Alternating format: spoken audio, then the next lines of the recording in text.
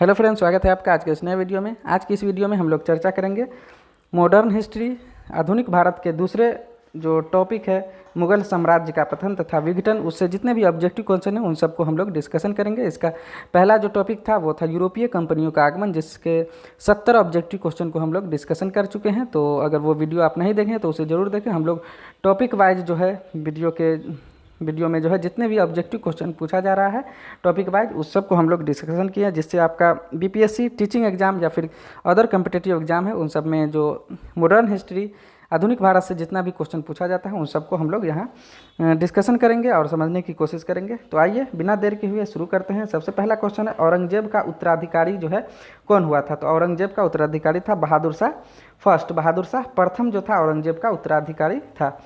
दूसरा number question है, नादिर शाह का आक्रमण किस मुगल शासक के काल में हुआ था? तो नादिर शाह मोहम्मद शाह के शासनकाल में जो है आक्रमण किया था। अगला तीसरा क्वेश्चन है, अंतिम मुगल शासक का क्या नाम था? तो अंतिम मुगल शासक का नाम जो था बहादुर शाह द्वितीय था, जिसे बहादुर शाह जफर के नाम से भी जाना जाता है। क्वेश्चन नंबर 4 हम लोग देखते हैं। क्वेश्चन नंबर 4 है, फर्रुखसियर के फरमान से किसने सहूलियत पाई थी? तो ये आपका बंगाल में अंग्रेजी व्यापार में जो था फर्रुखसियर के फरमान से जो है सहूलियत मिला था। क्वेश्चन नंबर 5 है, लाल कुंवरी नामक गणिका किस मुगल शासक के समय में राजकाज में अति प्रभावशाली थी? तो ये जहांदार शाह के शासनकाल में जो है लाल कुंवरी नामक जो गणिका थी वो जहांदार शाह के शासनकाल में थी।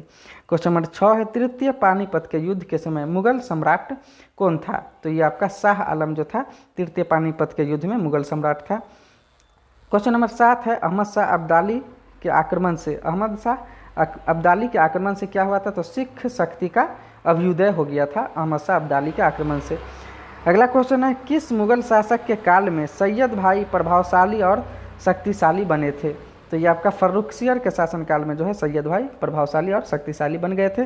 क्वेश्चन नंबर 9 है, सैयद बंधुओं के दमन में निम्न में से किस गुट ने प्रमुख भूमिका निभाई थी? तो ये आपका तुरानी जो है गुट के द्वारा जो है प्रमुख भूमिका निभाई गई थी। क्वेश्चन नंबर 10, अहमद शाह ने 1748 में सफदर जंग को किस पद पर नियुक्त किया था? तो ये आपका जो है साम्राज्य का वजीर के पद पर नियुक्त किया गया था। आपको सफदर जंग को वजीर के पद पर नियुक्त किया गया था। क्वेश्चन नंबर 11 है, निम्नलिखित में से औरंगजेब के किस उत्तराधिकारी का शासनकाल सबसे कम था? तो ये जहांदार शाह जो था उसके जो शासनकाल था सबसे कम था। क्वेश्चन नंबर 12 है, निम्नलिखित युग्मों में से कौन सा एक सामान्यतः राजा बनाने वाले सैयद भाइयों के बारे में सत्य है? तो ये आपका हो जाएगा हुसैन अली और अब्दुल्ला खां, जो सैयद भाइयों के नाम से जाना जाता था, ये राजा बनाने के लिए जाने जाते हैं। ठीक है। क्वेश्चन नंबर 13 है, मध्य 18वीं शताब्दी में मुगल दरबार के निम्नलिखित 3 वजीरों का काल जो है आपको बताना है।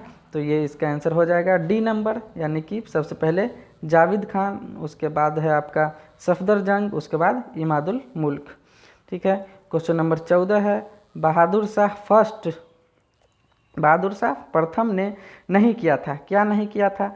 तो ये आपका जजिया कर का जो खात्मा था वो बहादुर शाह प्रथम ने नहीं किया था। क्वेश्चन नंबर 15 है, जून 1707 ईस्वी में जजाऊ का युद्ध किसके बीच लड़ा गया था? तो मुअज्जम और आजम के बीच जो है जजाऊ का युद्ध लड़ा गया था।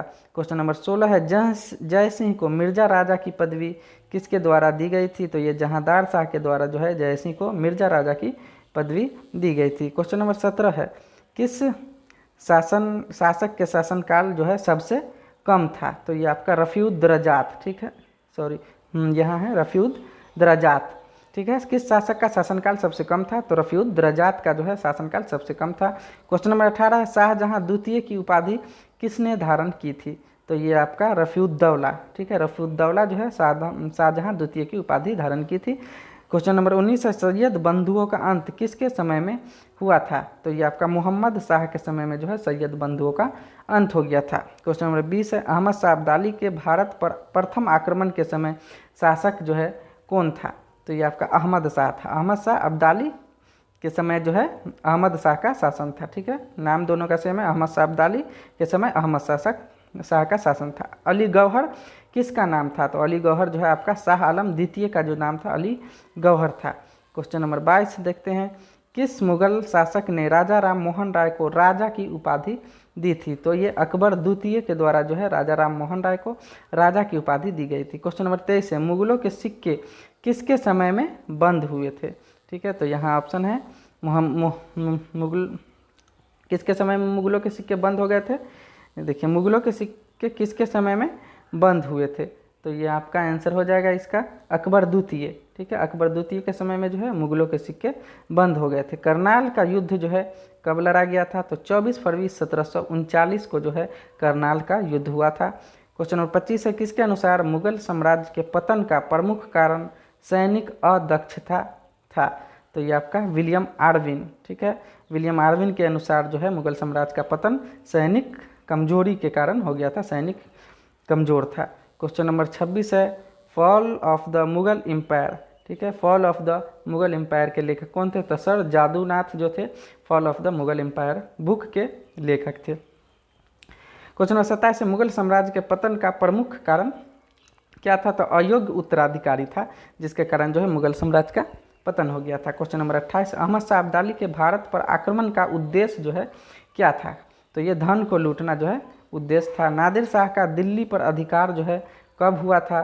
तो ये आपका 20 मार्च 1739 को जो है दिल्ली पर अधिकार हुआ था। क्वेश्चन नंबर 30 और आज के वीडियो का लास्ट क्वेश्चन है, नादिर शाह के आक्रमण के समय मुगल सेना का मीर बख्शी कौन था? तो ये आपका खाने दौरान जो था नादिर शाह के आक्रमण के समय मुगल सेना का मीर बख्शी था।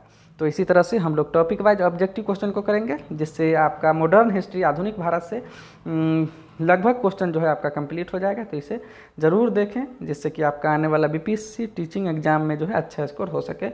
ठीक है, थैंक यू, मिलते हैं नेक्स्ट वीडियो में, धन्यवाद।